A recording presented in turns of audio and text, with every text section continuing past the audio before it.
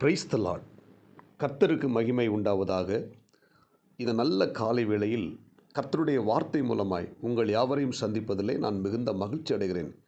ஏசாயா தீர்க்கதரிசியின் புத்தகம் 10ஆம் அதிகாரம் 27ஆம் வசனம்.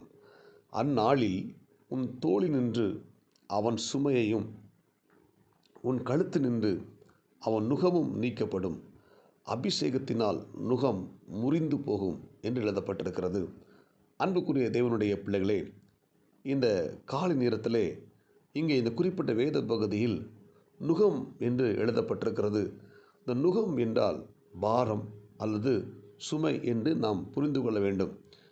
இந்த குறிப்பிட்ட வேத வசனத்தில் பார்த்தீங்கன்னா, அந்நாளில் அவன் சுமையும் உன் கழுத்து நின்று அவன் நுகமும் நீக்கப்படும். இந்த இடத்துல சொல்லப்பட்ட வார்த்தை பிசாசு தேவனுடைய பிள்ளைகள் கொடுக்கிற சுமைகளையும் பாரங்களையும் நெருக்கங்களையும் குறித்து எழுதப்பட்டிருக்கிறது.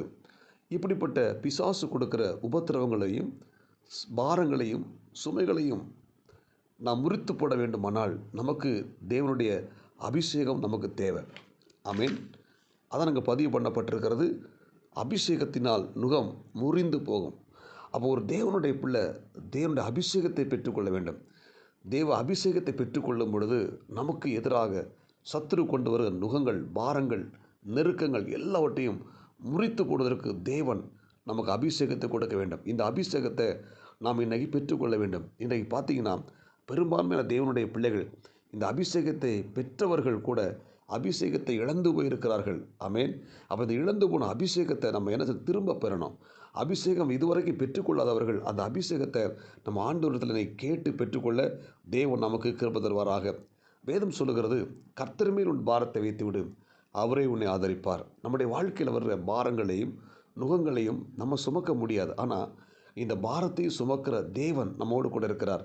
ஏன்னா நம்முடைய பாரங்களையும் நம்முடைய வேதனைகளையும் நம்முடைய கஷ்டங்களையும் நம்ம என்ன செய்யணும், ஆண்டவர் சமூகத்தில் இறக்கி வைக்க வேண்டும். அப்பொழுது பார்த்திங்கன்னா நமக்கு ஆண்டவர் உதவி செய்வார். நம்முடைய இன்னைக்கு அநேக குடும்பங்கள் கஷ்டங்களையும் பாரங்களையும் தாங்களே சுமந்து முடியாமல் இன்னைக்கு பலவீனப்பட்டு காலத்துக்கு முன்பதாக இந்த உலகை விட்டு கடந்து போய்விட்டார்கள்.